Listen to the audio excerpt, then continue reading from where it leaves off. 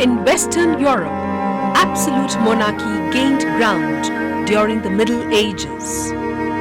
Absolute monarchs would derive their power from two prime groups of the upper class, the aristocracy and the nobility. The aristocracy of the time controlled much of the wealth and commerce, while the nobility was generally in charge of wars and national security. The divine right of the kings was the principal guiding factor in the power of absolute monarchy. It was only in the 17th century that we find the absolutist monarchies actually evolving in the East. Absolutism naturally did not take the same path in the East as it did in the West. That was primarily because of the weakness of the towns, the enslavement of the peasantry, and we find that the nobility also lacked the character that the nobility in West Europe had. But we find that though this nobility was unused to the discipline of an hierarchical society as you find in feudalism, yet confronted with many problems like the desertion of the peasantry, like foreign conquests, etc., they chose to side with an absolutist state. In Russia, from the early modern period onwards, we find the growth of the Tsarist regime or the Tsarist power, and this involved the conversion of allodial lands into conditional tenures. For the first time, we find that land was given in exchange for knight services, as you've already seen in the West. What later emerged as Russia did not have a kind of a Russian entity before. In fact, Russia emerged out of what was known as Muscovy. Before 1300, Moscow was an insignificant city dwarfed by larger neighbors. Its true importance was illustrated by Alexander Nevsky, who left it to the youngest of the 13 sons, Daniel. Daniel proved to be a more than competent leader. When Daniel's reign ended in 1303, he left his heirs a principality that was twice as big as when he had ascended the throne. It was under Prince Dmitry Donsky that Moscow became strong enough to do what was unthinkable, fight the Mongols and win.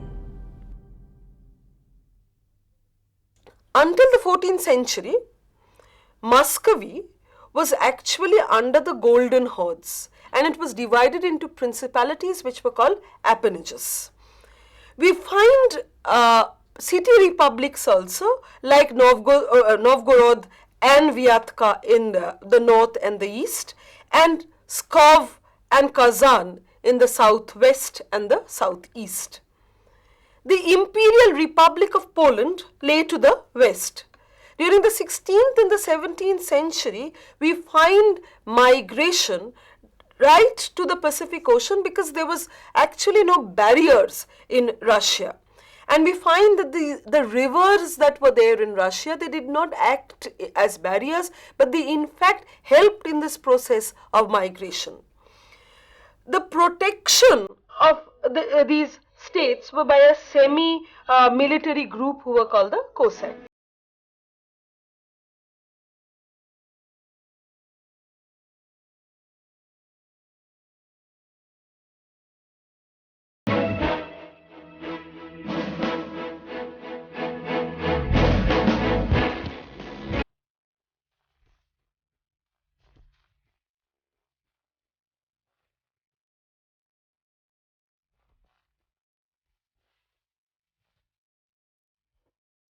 The creation of the Muscovite state was brought about by territorial expansion, the absorption of the appanages or the principalities that we spoke about, and the surrounding republics, absorption of that into Muscovy, the social restructuring of the place, the establishment of the gentry service and re-inserfment.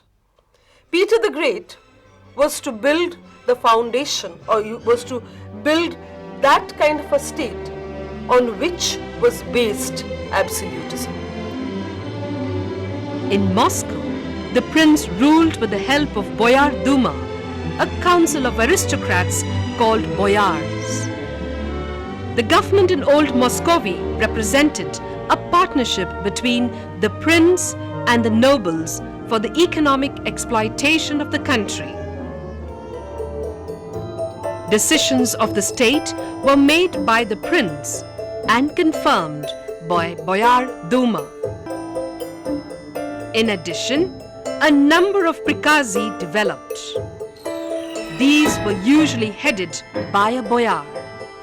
Their work was supervised by Boyar Duma. The boyar was the master of his estate. He collected taxes, administered justice, and governed the peasants virtually like serfs. The peasants were obliged to pay to the overlord labor services, which was called the barschina, and the obrok. The obrok was rent in money or in kind, just as the serfs did in Western Europe. But one very interesting aspect of the serfs or the peasants in Russia was this, that on one day, that is 26th November, which was called St. George's Day, the peasants could leave their masters if they so pleased. So this resulted in desertion of the peasantry from their boyar masters. The boyars enjoyed privileges conferred on them by the prince. They also occupied the highest state offices and supplied the top officers in the prince's army. The Boyar Duma had the traditional right to advise the prince, but no legal or constitutional right beyond that. So the prince was free to choose his own course. And we also find that after the decline of Kiev, there were numerous princes to whom the boyars attached themselves. And they attached themselves according to their desires and wishes. If they wanted to, switch from one prince to another, they could do so. Now, it was based on their will that they switched allegiance from one prince to the other. This new Russia was different from the West because in religion it was Orthodox, and where its script was concerned, the alphabet that it wrote was Greek. After the fall of Constantinople in 1453, Russia in fact wanted to take the place of Constantinople, and that is why at times Russia is called the Third Rome. We find that after Vasily, in fact, the most important work of really trying to unite the disparate groups into what eventually emerged into the Russian state was taken up by Ivan III, who created a viable Russian state. Ivan III, popularly known as Ivan the Great, forged unification of Russia under Muscovite authority. He succeeded in ending the Mongol domination and transformed his government into an absolute monarchy. Ivan married the niece of the Byzantine emperor. The marriage made Ivan heir to what was left of Constantinople. The church invented a remarkable genealogy for Ivan that traced his lineage back to the brother of Caesar. Ivan bequeathed to his son Vasily III a great nation covering 55,000 square miles, 110 times the size of the fief that Alexander Nevsky had given Daniel more than 200 years ago. The next Tsar, Vasily III, was too colorless compared to his father, but he completed the work of reunification that his father had started. We find that Vasily annexed Pskov and Ryazan and captured Smolensk, which is very important because Smolensk was the gateway to the west. And next we find Ivan IV, who was called Ivan the Terrible.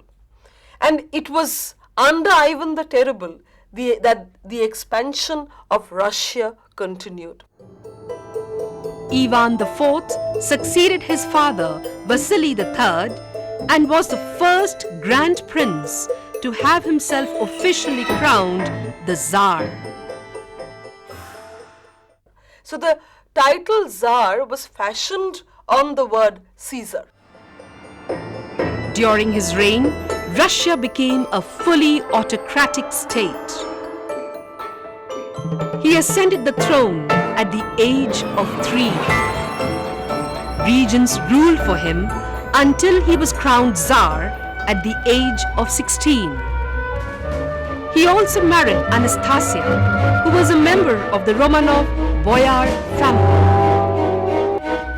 Ivan IV's reign is usually divided into 2 parts. During the first half, Ivan IV ruled with the advice of a council. Finding the boyars untrustworthy, Ivan created a new nobility, that was the service gentry.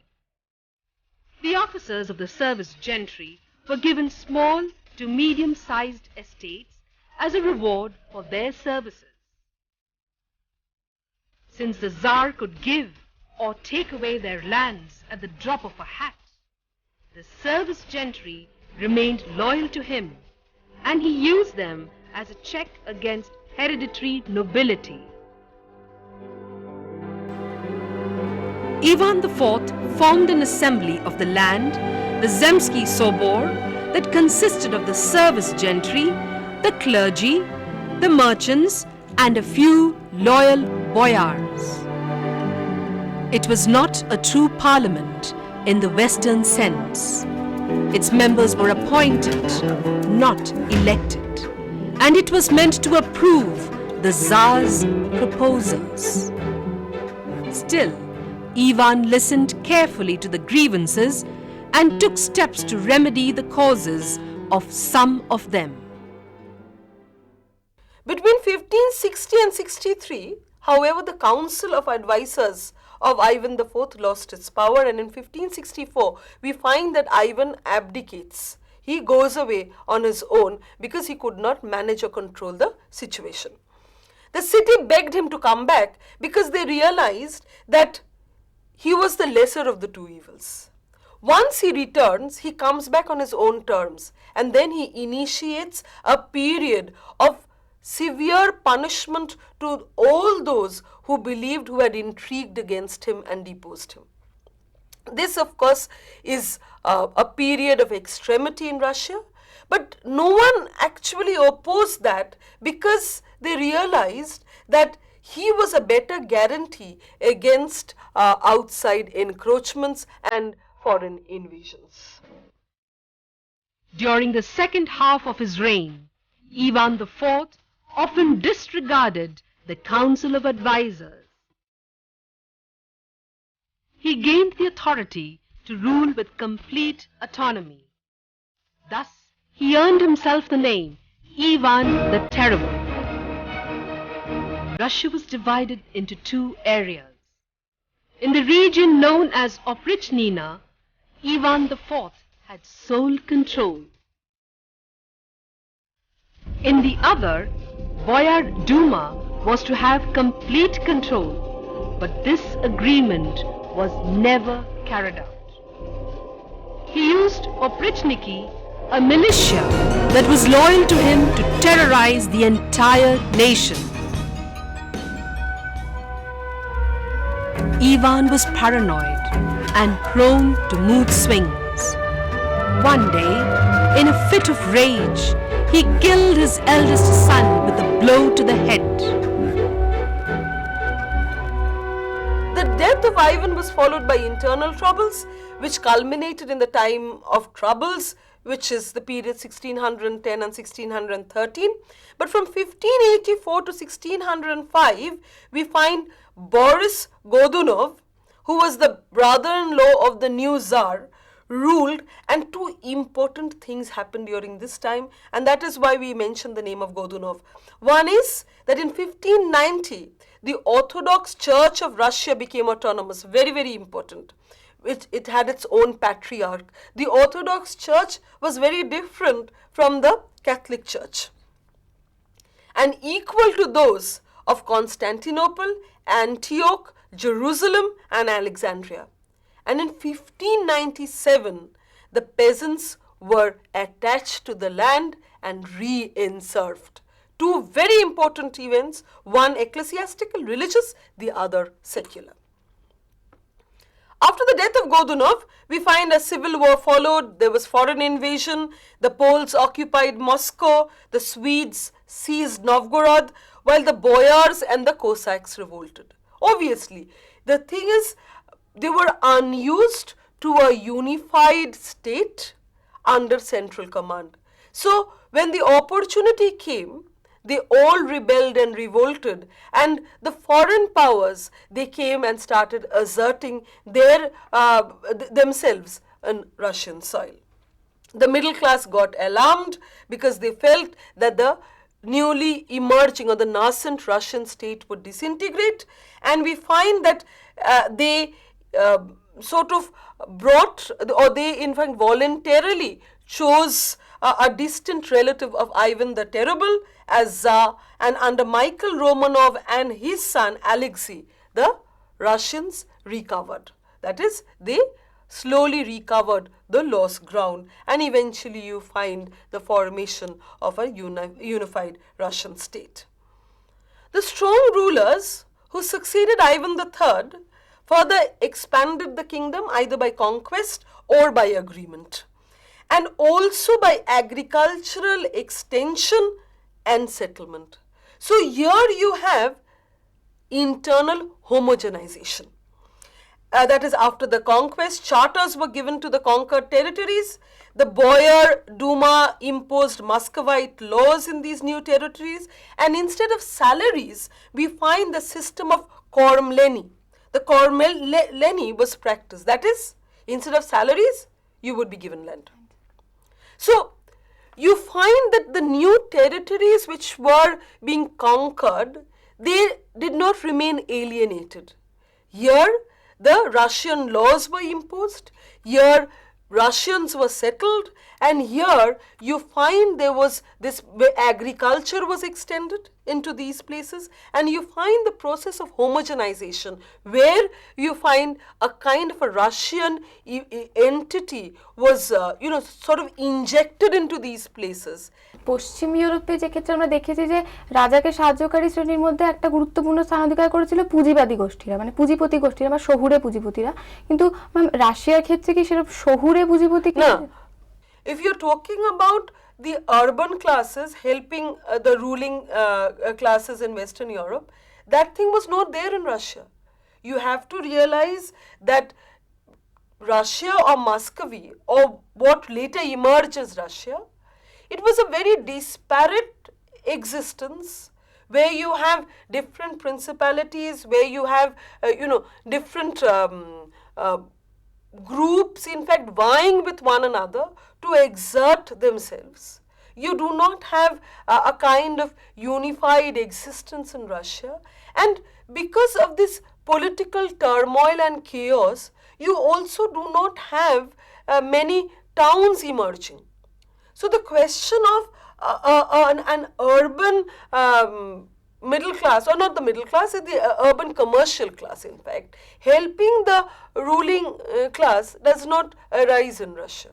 The gentry, which had grown very prosperous because agriculture was expanding, supported the Tsars in their despotism and conquests. So we had seen how the boyars had opposed a centralized leadership.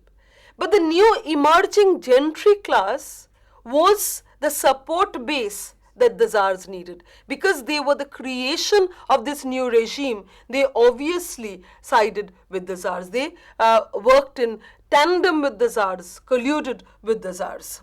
The boyars was one of the pillars of the Muscovite state. We have seen the importance of, we now realized the importance of the boyars. And they were the nobility of service. But by the 16th century, they held their estates by right of votchina. Votchina is what? That the land would automatically go from father to son. It became hereditary. Once land becomes hereditary, it sort of becomes, you develop vested interest around the land. The land theoretically is the ruler's or someone else's, if it is someone else's, but in actuality, you act as the master of that area. By tradition, the prince was dependent upon his boyar for military service, and without his support he could not do much. But this feudal dependence did not accord with this new Muscovite absolutism, where if it's an absolutist state, then all allegiance has to be to the ruler. It cannot be to an intermediary. So if the boyars were attached to the prince, it meant that the princes were intermediaries between the ruler and the boyars. This could not be tolerated in an absolutist state because it goes against the spirit of absolutism. Now, in the 16th century, there emerged therefore a new tenure of landholding which was called the pomesty, which was a very significant development as far as the 16th century land tenure was concerned. This pomesty system spread all over, and we find the serving men were given lands, especially in the new territories. So the new territories that were acquired, men were allotted those new territories as the pomestai. Thus, there were different kinds of land settlements. We find the votchina, the pomesty, the monastic and the church lands, and of course, you also find serfdom. Now, the princes or the intermediaries that we are talking about in the Muscovite state were the princes who had a common blood with the ruler. They were of the same stock. They were called the Nyazatas. And these princes, because they were of the same stock as the ruler, they of course were against absolutism. They also wanted to share power with the ruler. So they were against absolutism, and they were trying to promote a kind of a government which would be more oligarchic. It would be a kind of an alliance between the Nyazatas and the rulers, an oligarchic state. And of course, an absolutist monarch was not going to support the Nyazatas. So this was against the absolutist spirit of the state. The boyars, on the other hand, did not share the same origin as the Nyazatas. So it was these boyars who could be actually utilized by the rulers against the Nyazatas or the princes. And because of this friction between the boyars and the Nyazatas, because I had told you that the boyars, if they wanted to switch allegiance, they could do so of their own sweet will. They did not actually have to take the permission of anyone. And there was this constant friction between the Nyazatas and the boyars. And we find that a system came into place which was called, very important, it was called according to their lineage and family, which in Russian is местничество, and was according to this местничество was according to the standards set by the Tsar. So the relationship that we find, a kind of a relationship which emerged between the boyars and the Nyazata, was a relationship which was dependent on the way the Tsar wanted the relationship to emerge. Now, the dominance of the nobility was essential for the unification of Russia under the Muscovite absolutism. The reduction of the princes and the nobility, on the other hand, was also absolutely necessary. So to bring the state together, you needed their support. But if you want an out and out absolutist state, then you also have to limit the power of these nobles as well as the boyars and the princes. Ma'am পশ্চিম ইউরোপের ক্ষেত্রে সেনাবাহিনী তো মানে state নিজের আন্ডারে রাখতো সম্পূর্ণ, আর ট্যাক্সেশনও একদম রাষ্ট্রের তরফ থেকে করা হতো, কিন্তু এখানে কি একটু মানে decentralised? When the process of unification started, the ruler really had to depend on the existing system. Only when he could, sort of create a kind of a united entity could he then start exerting himself. From the beginning, if he had sort of alienated both the boyars and the niyazatas, then what would have happened is this: they would have come together and posed a serious challenge to the authority of the absolutist monarch. Only when he was, progressing, or all the monarchs were progressing a step at a time. So only when they were able to maim one did they try to curb the activities of the other.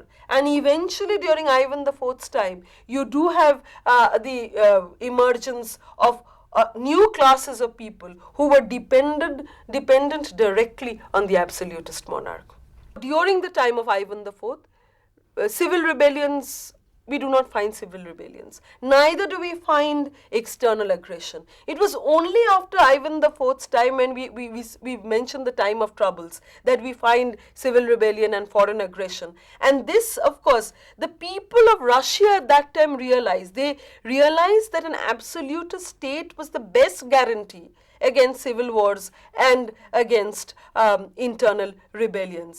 They in fact invited, as we've already mentioned, a relative of Ivan IV to come and reimpose absolutism in Russia. The Tsars of Russia were the longest ruling absolute monarchs. From the reign of Ivan the Terrible till Nicholas Romanov, whose reign ended with the Russian Revolution in 1905.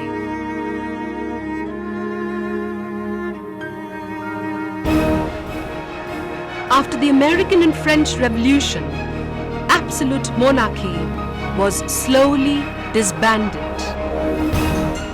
By the time World War I was over, the rule of a single leader with divine rights had given way to democracy and nationalism.